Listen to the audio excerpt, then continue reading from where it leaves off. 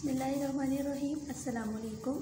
लहसुन अदरक का पेस्ट बनाते वक्त अगर इसमें 1 चम्मच नमक और 2-3 चम्मच ऑयल डाल दिया जाए तो लहसुन अदरक का पेस्ट ख़राब नहीं होता और इसका रंग भी तब्दील नहीं होता। हरी मिर्चों का पेस्ट भी इसी तरह बनाकर महफूज कर सकते हैं। अगर प्याज फ्राई करने से पहले इसे पानी में काट कर अच्छे तरीके से धो लिया जाए तो प्याज का एक बहुत प्यारा कलर आता है और प्याज जलता नहीं है। अरबी या भिंडी काटने से पहले हाथों में सरसों का तेल लगाने से खारिश नहीं होती। नींबू का रस महफूज करना। नींबू का रस निकालकर बर्फ़ के खाने में जमा दें। जब ज़रूरत पड़े तो निकाल कर इस्तेमाल करें। सालन में ज़्यादा नमक। अगर किसी भी सालन में नमक ज़्यादा हो जाए तो इसमें आटे की छोटी छोटी गोलियां बनाकर डाल दें। आखिर में गोलियां निकालकर सालन इस्तेमाल करें। 2 घंटे फ्रीज़र में टमाटर रखें, फिर निकालकर ताज़ा पानी में डालते ही निकालकर छिलका हाथों से उतार लें। बड़ी आसानी से पूरा छिलका उतर जाएगा और साबुत टमाटर आपको मिल जाएगा। अनारदाना घर पे बनाएं। किसी थाल में खट्टे अनार के दाने निकालें और इन्हें नमक लगाकर रख दें। फिर एक पतीली में पानी डालकर चूल्हे पर चढ़ा दें। जब पानी से भाप उठने लगे तो थाल को पतीली के ऊपर रख दें। अनारदाना सूख जाने पर नीचे उतार लें और किसी बोतल में बंद करके महफूज कर लें। सब्ज़ मिर्च को रेफ्रिजरेटर में रखने से पहले धोकर इसकी ऊपर की डंडी अलग कर दें। इस तरह मिर्चें काफ़ी दिनों तक ताज़ा रहती हैं। सब्ज़ धनिए को अच्छी तरह धोने के बाद मलमल के कपड़े में लपेटकर रेफ्रिजरेटर में रखने से धनिया काफ़ी दिनों तक ताज़ा रहता है।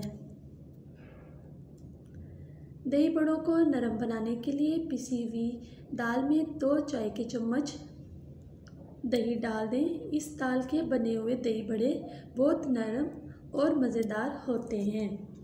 अगर सालन में मिर्च तेज़ हो जाए तो एक प्याज ब्राउन करके अखबार पर फैला दें। थोड़ी देर में खस्ता हो जाए तो हाथ से कुचलकर सालन में डाल दें और फिर एक नींबू का रस भी शामिल कर दें। इस तरह सालन में मिर्च कम हो जाएगी। अगर सालन बनाने के शोरबे, कौरमे या सब्ज़ी के ऊपर घी या तेल ना आ रहा हो तो इसमें आधा चम्मच कसूरी मेथी शामिल कर दें। चंद सेकंड के बाद घी या तेल सालन के ऊपर आ जाएगा।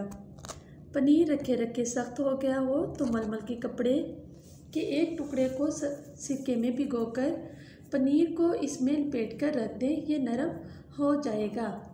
जितनी प्याज इस्तेमाल करनी हो इनको रात में प्लास्टिक की थैली में डालकर अच्छी तरह थैली बंद करके रेफ्रिजरेटर में रख दें। सुबह इन्हें काटते वक्त आँखों से पानी नहीं बहेगा। बासी चावलों को ताज़ा करने के लिए पतीली में पानी उबालें, उसी में बासी चावल डाल दें। एक उबाल के बाद पानी छानकर चावलों को दम पर रख दें।